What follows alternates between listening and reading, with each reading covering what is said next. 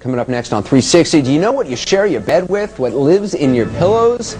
Creepy crawlies you can't see that might be making you sick. We'll tell you how to rid your home of these unwanted guests. Eats more of us than any other creature on Earth.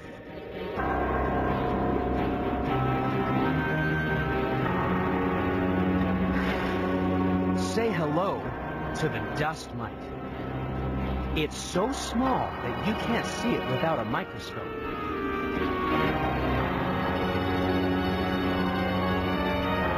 It's lucky the mites are so tiny, since we spend a third of our lives in bed. That means we spend a third of our lives next to 2 million dust mites that can live in our mattresses. These 8-legged scavengers are number 6 in the countdown because every night they feast on our bodies. Dust mites eat our skin, and each day we produce an incredible number of skin cells for them to eat.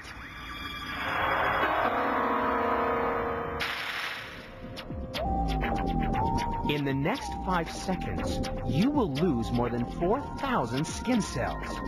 And this is food for the dust mites that live in your bed. Just like any animal, what goes in must come out. And what comes out of a dust mite is a pellet of digested skin. Each day, about 20 of these tiny pellets join the piles of dust mite carcasses and cast off skins that accumulate in your bed. So tonight, when you go to bed, take another look at your pillow. If it's more than a couple of years old, about 10% of its weight will be from dust mites and their droppings.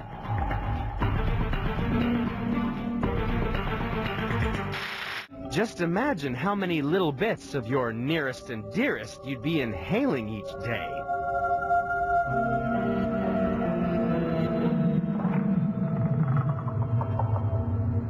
In the case of the dust mites, what the allergy substance is disgustingly, it is a very potent protein in the fecal dropping of these mites.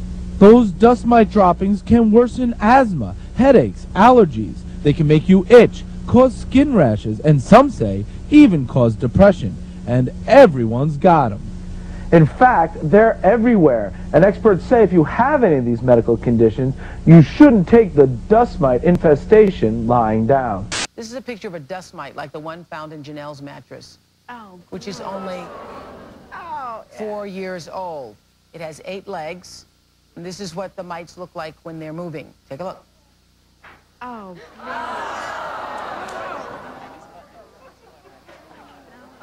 yeah. Oh, gross.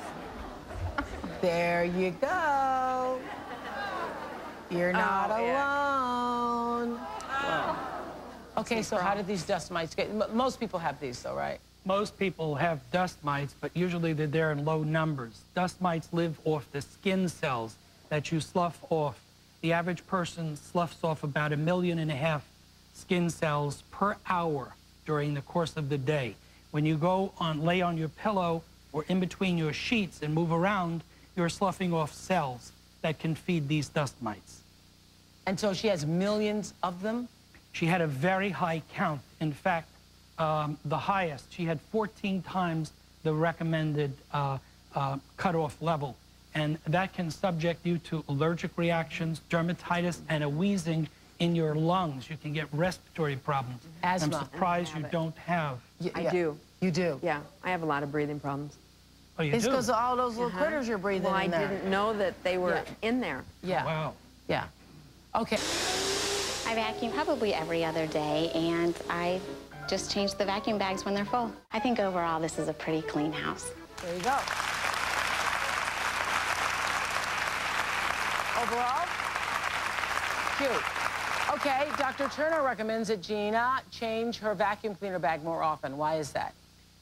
There is an interesting story about the vacuum cleaner. A housewife vacuuming her home, and each time she did, unknowingly, she infected her family with salmonella because she used that vacuum to clean up a food spill in the kitchen.